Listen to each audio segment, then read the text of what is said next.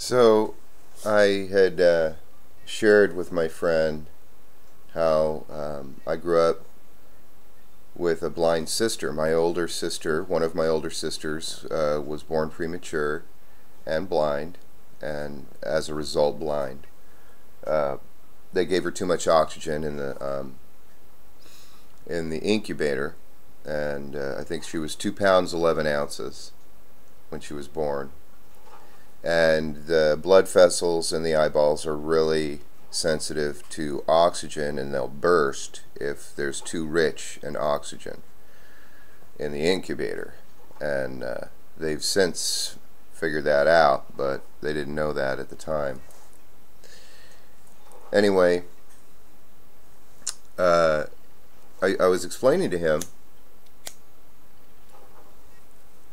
how, since I was born after her, I didn't know any different. She was 2 years older than I was, and is. So it was normal. I didn't think it was abnormal until my parents did a great job in making sure she went to the best schools to address her education through her special needs. And so she met a lot of friends, had a lot of friends, very friendly person. And they would come over to the house, and I didn't realize that this was different. So some were in wheelchairs, some were deaf, some were had other disabilities. So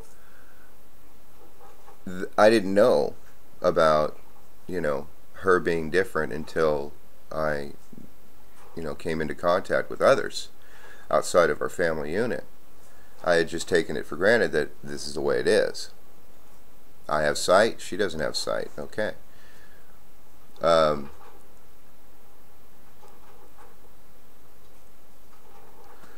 that taught me something about how we don't know until we have experience. We experience something different. And this is crucial to my life. It's a very important thing for me. One of those big events, one of those 10 #1 events in my life that I think still guide me. I want people to have experiences that bring them out of their bubble, but I want to recreate that same kind of experience that I had, where it was safe, she was just bringing friends over, and then I had this major realization, and it was very fun and lighthearted and welcoming and enjoyable. It was not traumatic.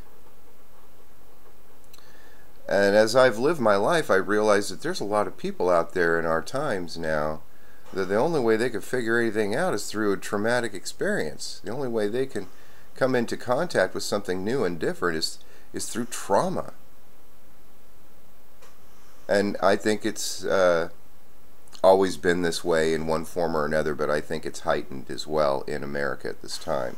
That Americans, a certain portion of the population of Americans, find it normal to only come to awareness of things through a huge trauma. And that trauma also entails conflict. So, I think it's a phase of development. I've been reading Toynbee, and I've read Spangler, and I see these, developmental phases as they describe, and of a society, and I can't pick what time I'm born into a society, at what level of their development, where it's at. So, I take it as it is. It's just the way it is. Well, at the same time, I want to bring to the situation a new experience where we can just be having a welcoming, fun garden party kind of thing. And here comes the rabbit, and here comes the walrus, and Well, imagine that.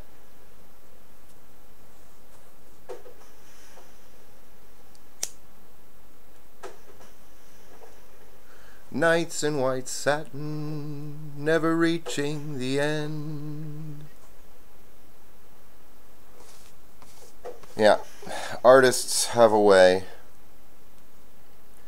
If you didn't catch it, the White Rabbit of Jefferson Starship.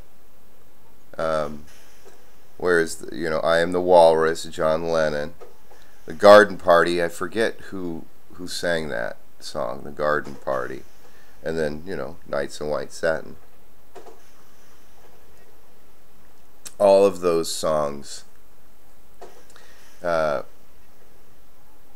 gave a view, a perspective that sort of burst the bubble.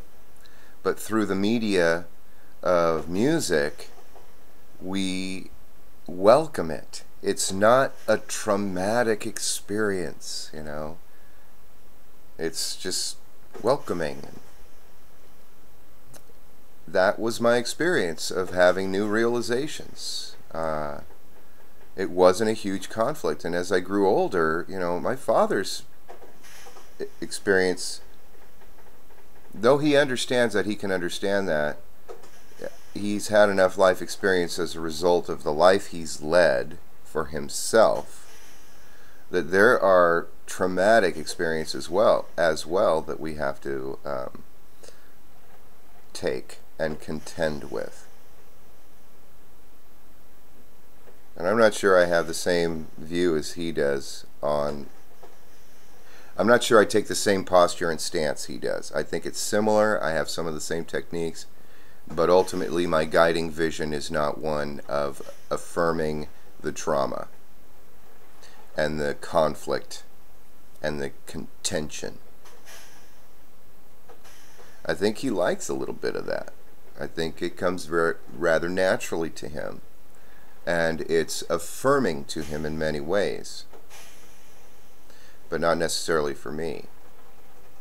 And I think the reason is that I made a decision when, after my back injuries, after my first back injury actually, the pain and the suffering and the loss of the use of my legs and the need for my children, the needs of my children, that were my needs as well, because for me, my children and I are one, and so their needs are my needs.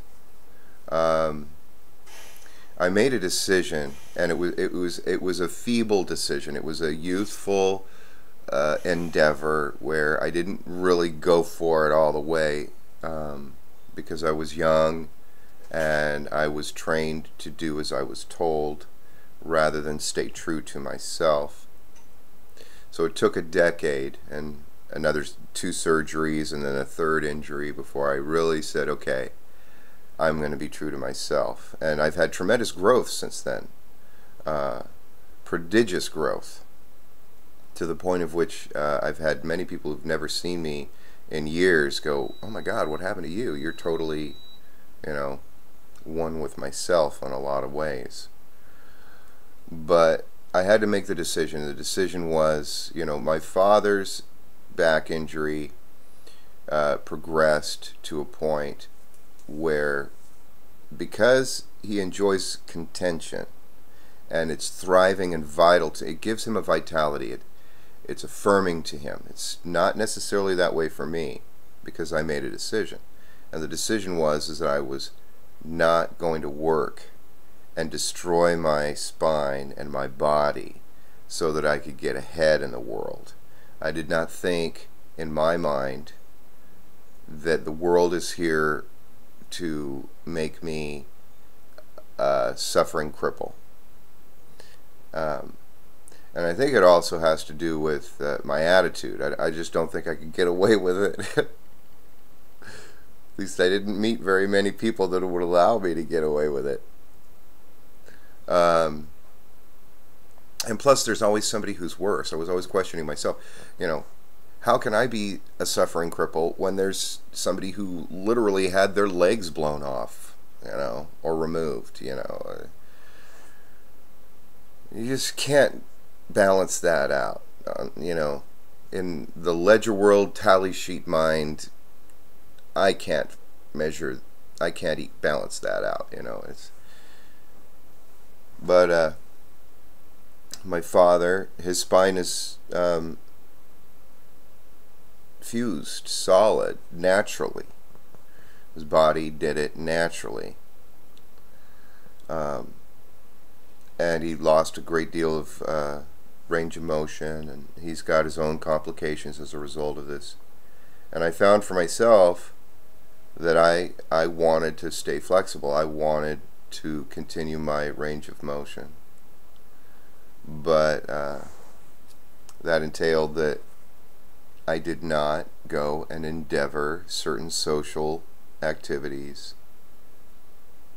that would inflame my injury. And it wasn't that I didn't have what it took, it was that I had a goal in mind, which was to be able to keep walking. And I think that was a right decision at this point, And I want to share this in such a way as to show respect and honor for my father's decision to do something else. But I don't think the world fell to pieces or is falling to pieces because I made this decision. I don't think I'm the cause of the world's problems, and I don't think I'm the solution of the world's problems. However, I have met a great many people who think that they have the right to place all the world's problems on my shoulders, as if I'm the problem, I'm the cause of all of them, and if only I did what they wanted me to do, then the world would be fine. And it's brought into perfect focus for me with the insurance companies, who have been found 100% responsible for my health care, and they do nothing but continue to refuse their own responsibility and accountability to me at every turn that they possibly can.